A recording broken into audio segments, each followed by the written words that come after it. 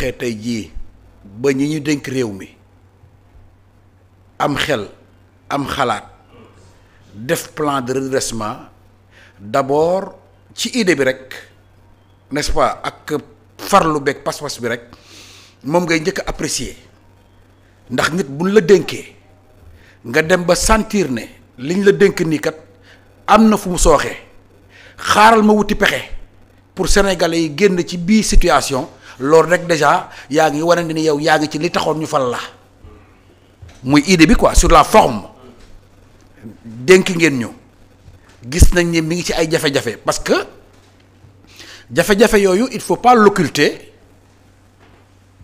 li ñu fi fekk xamoon nañ gaa ne li ñu fiy fekk du yomb waaye dafa gën a pire dafa gën a kawe suñu njort par rapport ak yàqu-yàqu bi mës naa def allusion ci benn vidéo Thierno Alassane Sall doon wax naan te boobu waxaguñ sax waxi élection il l'avait dit aussi en toute bonne foi comme ni ma waxoon que ne Macky Sall dugal na ci réew mi situation boo xam ne waxuma la moom waaye ñeneen ñii ñëw ci ginnaawam di ko wutu sax ci ay problème la ñuy nekk loolu mooy waxi dëgg loolu il l'avait dit en toute bonne foi kon tey la ñu mën a changer discours parce que c'est Ousmane Sonko qui parle tey la ñu mën a changer discours ñoom parce que c'est Ousmane Sonko qui fait.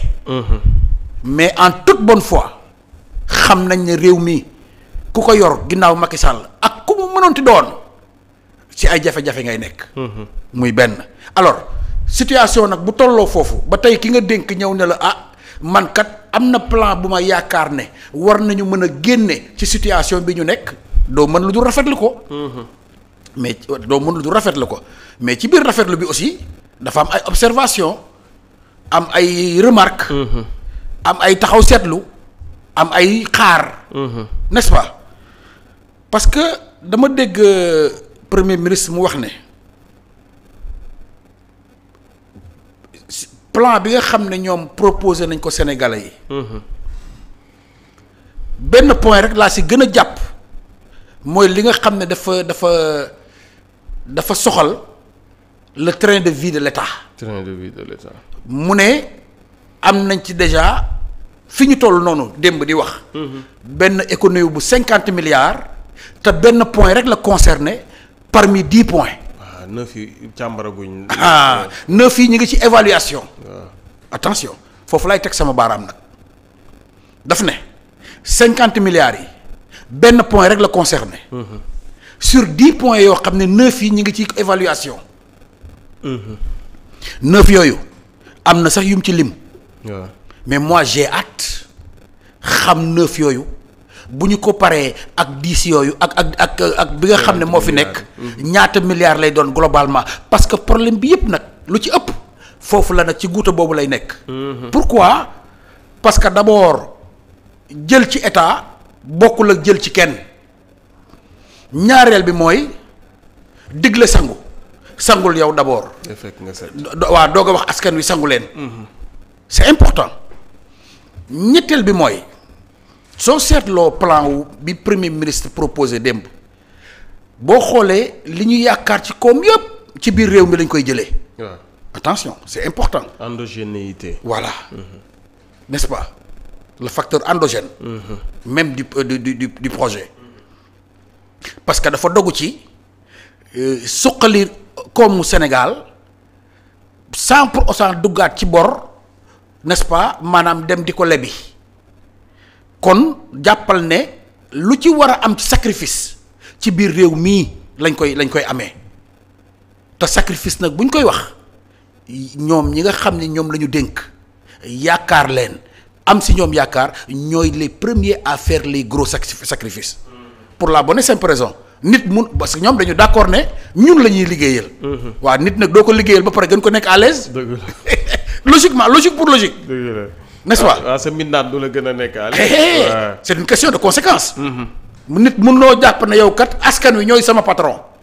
ñooñu dénk ñu leen di liggéeyal parce que effectivement li ñu yor ñoom sunu alal la ñun. dañu ko liggéeyalee ñun pour teg ñu ci tawféex. waaw nit nag mënoo koo liggéeyal ba pare yow gën ko nekk à l'aise histoire de dire tout simplement que sacrifice bi li ñuy xaar ci ñoom fa la ëppee à savoir le train de vie de l'État en réduisant même le nombre de ministres. N'est-ce pas, en réduisant même le nombre de comment ça s'appelle encore li ñuy wax ne dañ koy les agences n'est-ce pas. En réduisant aussi les caisses noires yi nga xam ne ñoom même avant le plan avant même ñuy ñëw ñoom promettroon nañ ñu ko. ne dina bu ñëwee dinañ ko xool dinañ ko càmbar n'est-ce pas, c'est fondamental. su boobaa nag su sacrifice yooyu yëpp amee ci ngay jàkkaarloog Prospère ne ko tey nga fay impôt mu ne d'accord naa. ci ngay jàkkaarloog Vito ne ko tey ci yow mi nekk xaw ma nu mu tuddati influenceur. da ngay fay impôt mun la d'accord naa. am na sax lu premier ministre fàtte.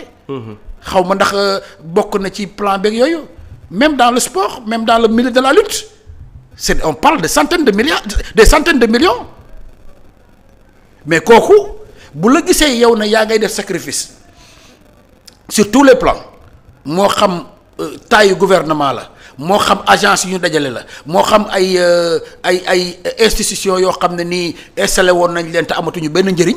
su boobaa wax ak population bi day gën a neex parce que nag soo gisee dans les pays européens nit dem fayeeku ñëw ñibbi këram toog ci salon di fay impôt. et c'est xam nga en France c'est comme ça que ça se passe dans les pays européens là nit ki day toog salon nii jël ay bulletins di remplir ay bulletins pour dem fay impôt parce que bu génnee këram da koy gis ci tali bi.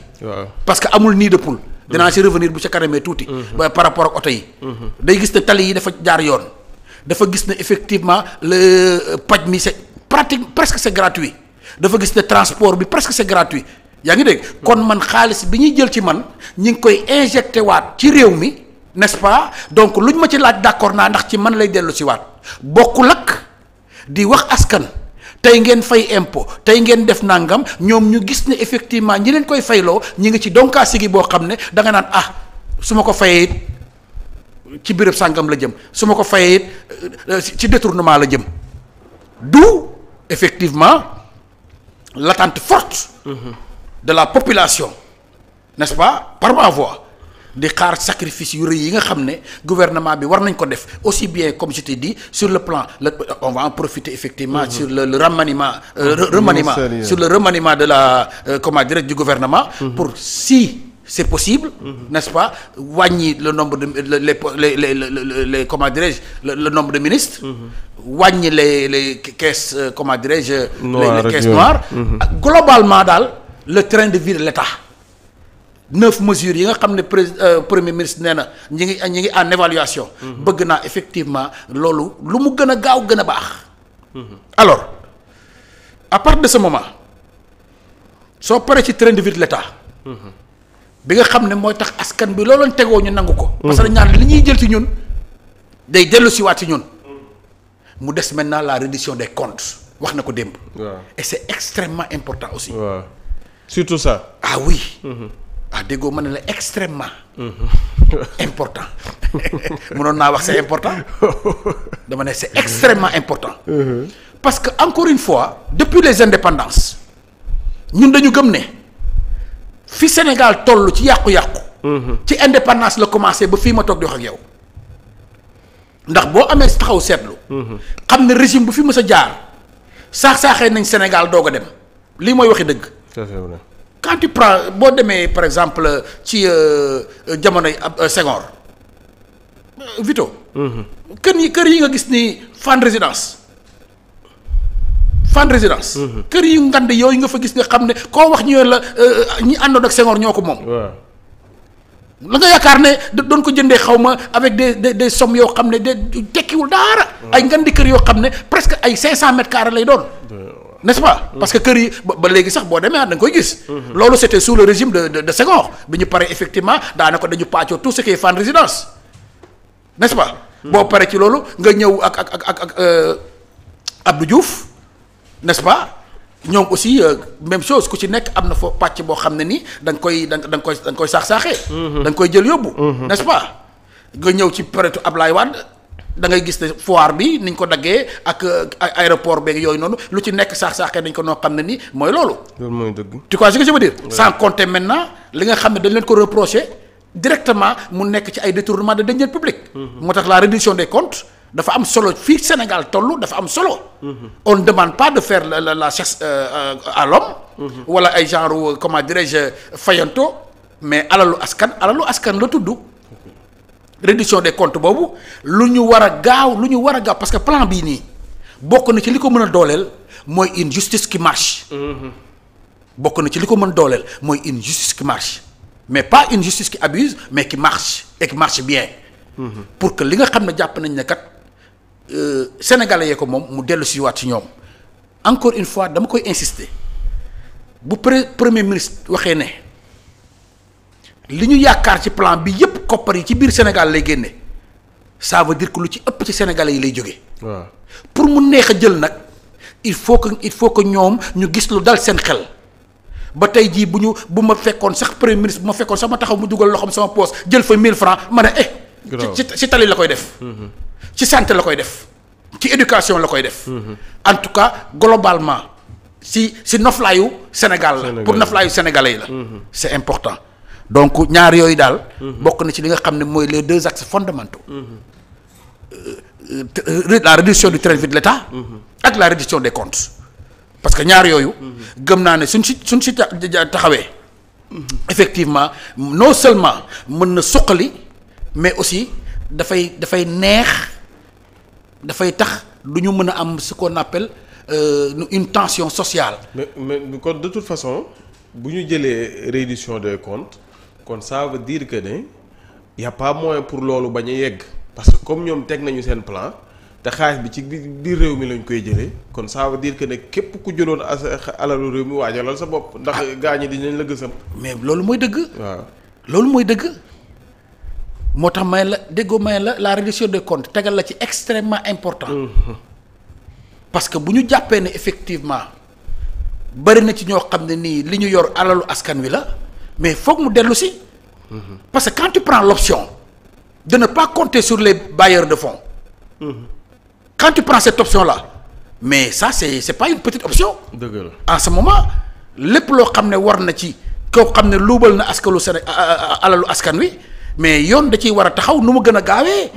n'est-ce pas loolu ba président prêter serment ba léegi mi ngi koy junju. dëgg la junjoon na fi sax. ñëw def comment dire une transaction. n'est-ce pas.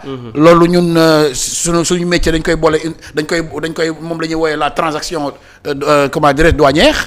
nga xam ne da wax ba juboo lay doon. nga génne xaalis bi teg et puis ñu avancer. n'est-ce pas je ne crois même pas que mu mën a nekk dans ce cas d'espèce.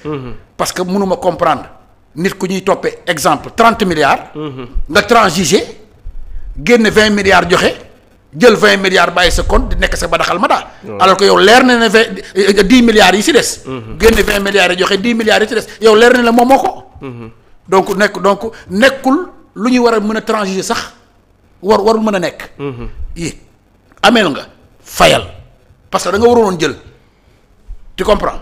alors donc nekk na loo xam ne comme je dis c'est fondamental. La réduction du train de vie de l'État dans toutes ses formes ou dans tous ses segments avec la réduction des comptes. C'est deux voies incontournables pour m'exprimer ainsi. Réduction train de vie de l'État ak loolee nga xamante ne moom moo di réduction des comptes le président de la République démb taxawaayam discours am laataa sax ñuy delluwaat ci plan bi ak taxawaayu sénégalais yi lan la war a doon mais président démb noo ko jàngatee. merci beaucoup Vito. question bu neex nga ma posé. ndax c'est une question. qui vient régler deux choses. waaw. question bu neex nga ma posé mon jeune frère. yàlla na yàlla fayal ma la. allahumma amiin. xam nga tax ma wax loolu. dafa am fu réew mi toll woon. waaw. jàppal Ousmane Sonko bàyyil Diomaye Faye jàppal Ousmane Sonko bàyyil Diomaye Faye xam nga ne président Diomaye bu demee ba opposition bi di ko gërëm ñii di insinuer sax naan ko prendre tes responsabilités nga dàq Ousmane Sonko boo bëggee defar réew mi nga xam ne il y a problème. waaw xam nga tax loolu. parce que bi nga xamee ne Ousmane Sonko premier ministre génn na wax spéculation yi commencé xam la sama compagnie gi nga xam ne. loo leen wax am nañ ci xam-xam. xamuñ li xew. di yëkkati niveau bi bay sax naan même au niveau de comment dirais-je de Pastef. commencé na am ay courant les pro Sonko ak les pro Diomaye di ko dugal ci bopp askan bi di ko dugal ci bopp sénégalais yi xam ne wax mu nekk benn jiixi jaaxa boo xam ne effectivement comme ni ñuy wax seytaane waxul dëgg waaye yàq nay xel. alors léegi nag le comportement du président de la République dafa rek la ñaari mbir. dafa njëkk a ñëw la veille même du lancement du projet du comment dirais-je. plan le lancement du plan. mu ñëw ci bi ñuy décorer xale yi. bi ñuy décorer xale yi. si la njëkk a ñëw toog Ousmane toog. ñuy déyante ñoom ñaar nii ba nit ñi di ko capter. da nga yaakaar ne ñoom loolu ñu doon wax noonu. mënuñu woon wéetoo wax ko ñoom ñaar. da nga yaakaar ne sëgg boobu ñu doon sëgg nii ku nekk di wax sa morom. da nga yaakaar ne wax nañ fi loo xam ne mënuñu ko woon waxee waruñu ko woon mën a waxee bu ñu wéetee. mais xam nga ban message lañ bëggoon lancer. li ngeen jàpp ci suñu diggante bi amul. moo tax ñu doon déyante noonu. moo tax j'ai dit barki démb sama benn ma ne ko les jaloux vont maigrir. les jaloux vont maigrir bu ñu gisee Ousmane Sonko sëgg jox président Diomaye nopp muy wax wala président Diomaye sëgg Ousmane di ko jox nopp dañ naan mais non ça veut dire quoi ça. ñun on s'attendait à des personnes yoo xam ne nii ñu ngi ci à deux pas de la dislocation de la séparation tey ñu toog nii di perloo nii di déyante nii loolu daf leen njëkk a découragé déjà. daf leen njëkk a découragé parce que encore une fois Vito bu ñu fàtte. xam nga sénégalais ñun yenn saa yi dañuy xaw a gaaw a fàtte. président Diomaye Faye dafa toog ci benn interview. mooy bi ñu njëkkee wax affaire ay jàppante nañoo def nii dañu def naa dugg fi génn fii ba am sax ay commissaires yu ci amoon quelques problèmes bi mu ciy wax daf ne neen du ma ko fàtte mukk képp koo xam ne yeewu nga yaakaar ne mën ngaa poser benn acte bu ma féewale Ousmane Sonko demal nga toog yaa ngi tu perds du temps pour rien du tout. il l'a dit moo ko waxoon loolu laa gëm ba fii ma toog di wax ak yow te loolu noonu daf ko màndargaal avant muy nekk président ndax dégg naa tuddee na Ousmane Sonko doom. c'est fort. ba mu koy tuddee am nay nijaay am nañ papa am nay frère am nay cousin am na le prophète alayhi salaatu wasalaam tout court mu bàyyi tuddee Ousmane c'est pas fortuit.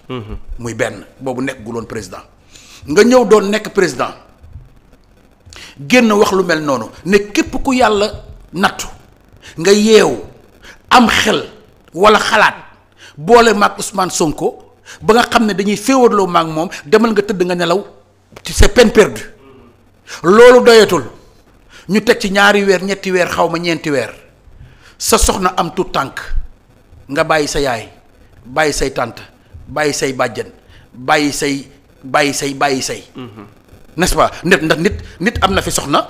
aaw ñaareel bi am doom mu tuddee aaw bi doom ji. dëgg la aaw bi am doom mu tuddee ko ñaareel bi. dëgg la nga ne ko nga bàyyi ko fa tuddee yaayu Ousmane kon acte yu loo xam ne bu àdduna doxee ba may dégg effectivement que ne dañu war a séparer woog ñu ngay féewaloo ña ngay xeex ak ñu ngay xuloo man gëwuma loolu. man li ma gëm mooy li président Bassirou Diomaye Diakhar Faye wax sénégalais yi. ma gis effectivement mu ngi ko acté. loolu laa gëm man jusqu'à la preuve du contraire wax naa la fii ne la Ousmane Sonko ak Bassirou Diomaye Diakhar Faye. ils sont condamnés à être ensemble. ça c'est sûr. ils sont condamnés à être ensemble wax naa la fii ne la su ma koy misaal dama lay misaal comme ñaari xobu garab yu wëndeelu ba dugg ci kàmb li leen fa dugal génnewu leen fa. vous êtes obligés ànd pour yóbbu Sénégal. c'est des lendemains meilleurs. Alors, pour répondre maintenant à ta question, hormis même jëf yi ma la wax léegi ak comportement bi nga xam ne ñoom ñaar am nañ ko ci bi ñuy décorer xale yi doon jàng n'est-ce pas alors élèves yi dafa ñëw maintenant ci discours démb bi féliciter son premier ministre il a félicité son premier ministre et renouvelé toute la confiance boo xam ne war na ko am ci moom rien que cette félicitation là en 10 mots doy na ça suffit n'est-ce pas donc les mécontents wala les jaloux vont effectivement maigrir parce que la ngeen yaakaar au sommet de l'État ñoom ñi ngi ci beneen level bi ñu nekk mooy plan bii nga xam ne moom la ñu présenté Sénégalais yi te mu war a mën a génn Sénégal ci guuta en tout cas ñu am yaakaar ne war naa mën a génn Sénégalais ci guuta le pays là le Sénégal ci guuta ci loolu la ñuy œuvrer da xam ne wax et non des histoires de clivage personnel nee na ko nangam nee na ko nii moo ne ko non yooyu yëpp day dugg rek ci cadre seytaane waxul dëgg waaye yàq nay xalaat comprendre nga alors loolu mooy li nga xam ne constaté naa ko maanaam génnu président ci Sénégalais yi mel ne man dafa dalal suñu xel sur toute la ligne aussi bien sur le plan comportemental que sur le plan oral moo di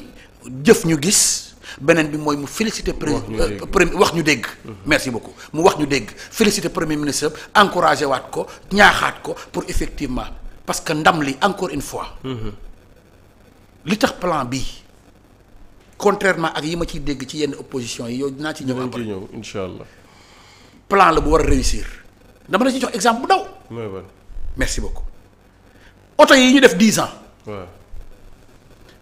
oto yi ñu def 10 ans le